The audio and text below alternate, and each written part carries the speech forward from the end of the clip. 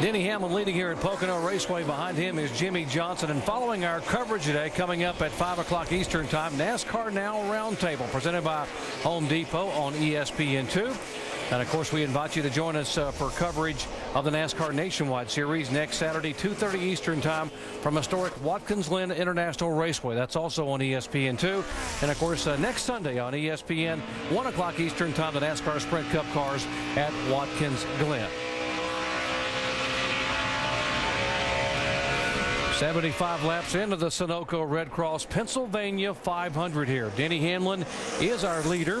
Jimmy Johnson in second spot, and Jimmy having a good run, but probably better than he realizes because he has now gained almost 100 points on Tony Stewart. He came into this race today 192 points back. Yeah, but stay tuned. Tony Stewart's not finished working on this race. He's going to keep working on his car, and I have a feeling by the time it's over, that won't look like that. No, probably not. I think Tony Stewart is making his car a little better. What we thought they were making a shock adjustment a little bit earlier on that pit stop, they were actually unhooking the rear sway bar. That made the car a little tight, and then they had to go back and put a rubber in the right rear to free it back up some. You see making a move now on McMurray. He's going the right way now. He's been going backwards almost the whole race, even though he started back there. He's going forward now. Now, last year, in June of this year, he was in 10th place. So you see Tony Stewart was able to make his way toward the front and get the win back in June. Started back in 43rd position. Let's get you up to speed on our leader, starting with Denny Hamlin and Dave. He stayed out on that last pit stop opportunity, as you saw it, discussing the testing policy with crew chief Mike Ford.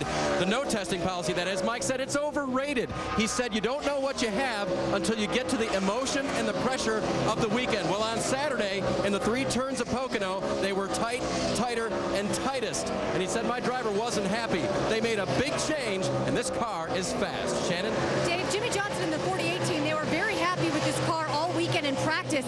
Once the race started, they've just been a little bit off. On that last pit stop, they worked on turn 3. Right now, Jimmy Johnson says the car just feels very slow, especially off the turns. Jamie. One guy who's definitely not slow, Carl Edwards in the 99. He's gained 1 position since that last pit stop. It's truly been a team effort. This pit team has got their work done here in the pits. Carl Edwards doing it on track. Remember, he said he was really loose. Well, those adjustments on that last stop tightened him up, and he's moving forward. Dave? Casey Kane holds down the 4th spot, but he's saying, what happened? I don't have the side bite that I had before. Kenny Francis, as crew chief says, we'll put things back. The track bar and the air pressure adjustment we gave you last time. Shannon? Dave, Kurt Busch is describing these 2 cars having mood swings today. Most recently, it's been very loose. Surprising because they were tight all weekend in practice. Now, Kurt Busch said before you get to this racetrack, you have to do your homework, and they're holding in the top 5, so it looks like they studied a little bit. Jamie? And behind him, Montoya getting nothing but praise from his spotters, saying great job. He's really found the right line around this place. He's moving forward. His car, so far, it's been good. Started off tight early. It's good. Shannon? For Jeff Gordon, he as well is struggling in turn 3, just like his teammate Jimmy Johnson. He says especially on the start of the runs, turn 3 is really a struggle. Tight in traffic for the 24. This is a 4-time winner at this track, but he says most recently they haven't run especially well. He says this track owes him something. Vince? Well, you talk about a track owing someone something. How about the 5 of Mark Martin? 45 starts here, 46 today, 0 wins. He may not have a car to win the race today, but they're just over halfway through this tire stint. Says the car's pretty good, but right now they need a good points day. They're sitting 9th in this point standings. Dave? And that's what Ryan Newman needs, sitting 7th as well. Crew chief Tony Gibson told me we're not secure at all. We don't need to do anything heroic. Ryan Newman's car has been mostly loose lately, but he said right now, I think it will come around. Now, Greg Biffle's car has gotten much better on this run. We have some radio to prove that, and guys, part of that was Biffle's input, and part of that may be something else you remember. Listen to the radio. Feels okay. You just let us know how it drives. Driving better now. 10-4, but that's why we let you work on it every now and then. I think he's talking about the adjustment Greg made on the car when he tapped the wall right there. I didn't think drivers were allowed to work on their race cars. Well, we don't like them to work on them too much, I can tell you that, especially that way. That was a safer barrier soft wall / adjustment on the 16 car by Greg Biffle. Denny Hamlin trying to get his first win in 2009. He won both times here as a rookie in 06. He has now led twice for 56 laps.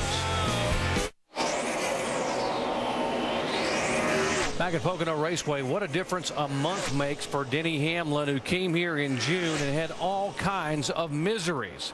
Hamlin had a fuel pump issue when they waved the green flag, had to go to the garage twice. He lost 22 laps and came home with a 38th place finish, his worst finish of the year. On a year that has not been good for Denny Hamlin, but now suddenly they're back at Pocono, and he has led the most laps, leading twice now for 60 laps this time by. Yeah, the heartbreaking part of that was last race is he had a car that was probably this good then and didn't get to show it. Definitely making up for it today, though. Yeah, this car just seems like it's not giving up much. It's fast on the start after a restart, after they've changed tires, and then he's able to pull away a little bit more. Jimmy Johnson can hang around for about 15 to 18 laps, and then Denny just starts pulling away.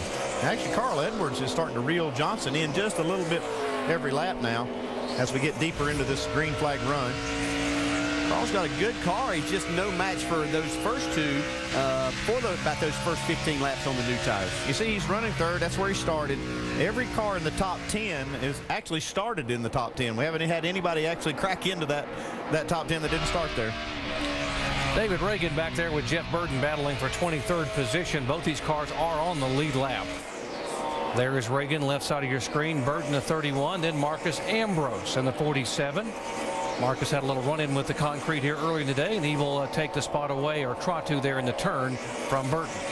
And we've seen these two cars racing hard all day. And I think maybe this is exactly what Ambrose did the last time. They kind of got on the wrong side of Jeff Burton, but Ambrose able to make that pass again. Talking about parity in NASCAR, we got a Toyota leading, a Chevy in second spot, a Ford is third, and a Dodge running fourth and fifth with Kane and Kurt Busch. So parity among the manufacturers here. Yeah, you see on that car of Jeff Burton, he's got some damage to the right front fender that they've worked on. That could be one thing that's aggravating his run today.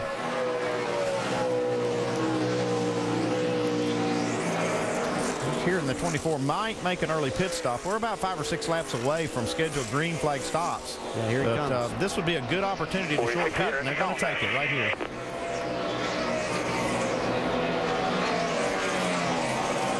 He has that pit at the second opening on pit road. It's a good ways down there, but Shannon Spake, you're down there waiting on Jeff Gordon.